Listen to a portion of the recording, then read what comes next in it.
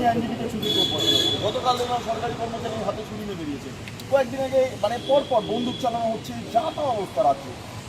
কি হবে রাজ্যের আইন শৃঙ্খলা তলনিতে চলে গিয়েছে। রাজ্য প্রশাসনকে যে কাজে লাগানো দরকার সে কাজে কি লাগাচ্ছে সরকার? রাজ্য প্রশাসনের দরকার এগুলোকে আটকানো।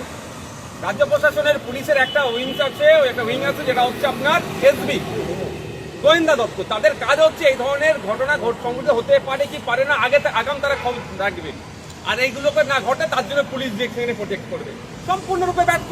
এরা গোয়েন্দা দপ্তরকে লাগাচ্ছে নওশাদ সিদ্দিকীর মিটিং মিছিল কোথায় হচ্ছে সেখানে আটকাবার চেষ্টা হবে। নওশাদ সিদ্দিকীর দলের আইএসএফ এর কোথায় নেতা উঠছে তাদের নামে মিথ্যা মামলা দিতে হবে। কোথায় আপনার যারা আইএসএফ এর সাথে যুক্ত আছে বা বিরোধী দল যারা করছে একটু সক্রিয়ভাবে তাদের নামে কিভাবে মিথ্যা কেস দিয়ে তাদেরকে আটকানো হবে, সেই কাজে প্রশাসনকে ব্যবহার করছে রাজ্য সরকার। ফলে রাজ্য প্রশাসন তাদের ডিউটি বাদে যেটা অ্যাকচুয়াল করা দরকার অন্য কাজে ব্যস্ত হয়ে যাচ্ছে। সেই পরিমাণ ম্যান পাওয়ার নাই যে বাকিগুলোকে আটকাবে। না, তাহলে এই যে দেখা যাচ্ছে বাজেট অধিবেশন, তো আপনি গত 4 বছরে দেখা গিয়েছে যে প্রচুর বাজেট তারা বিভিন্ন দপ্তরের বাজেট, স্বরাষ্ট্র সংক্রান্ত, স্বাস্থ্য সংক্রান্ত বিভিন্ন বিষয় সামনে আছে। আমি এই বছরে আশা করব আমাদের রাজ্য বিধানসভাতে বেশ কিছু গুরুত্বপূর্ণ দপ্তরের আলোচনা হোক বাজেটকে নিয়ে। অবশ্যই স্বরাষ্ট্র পার্বত্য বিষয়ক, স্বাস্থ্য বিষয়ক, সংখ্যালঘু বিষয়ক, আদিবাসী উন্নয়ন বিষয়ক, অর্থ বিষয়ক, আপনার ট্রান্সপোর্ট বিষয়ক, কৃষি বিষয়ক, এই ধরনের গুরুত্বপূর্ণ শিক্ষা বিষয়ক, এই ধরনের গুরুত্বপূর্ণ বিষয়গুলো যেন আলোচনা হয় এবং সেগুলোতে যেন বেশি করে সময় বরাদ্দ করা হয়।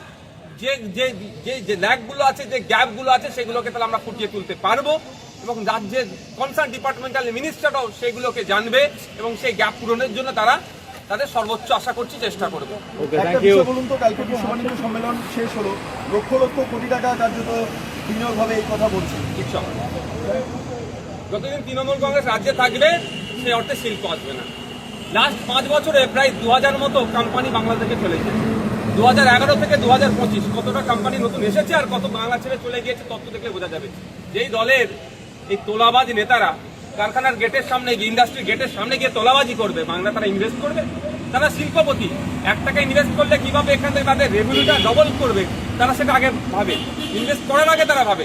আর যখন ইনভেস্ট করতে যাবে এই তোলাবাজদের মুখগুলো ভেসে উঠবে। অনেক তো প্রতিশ্রুতি হয়। 2015 থেকে 2023 প্রায় 17 লক্ষ কোটি টাকার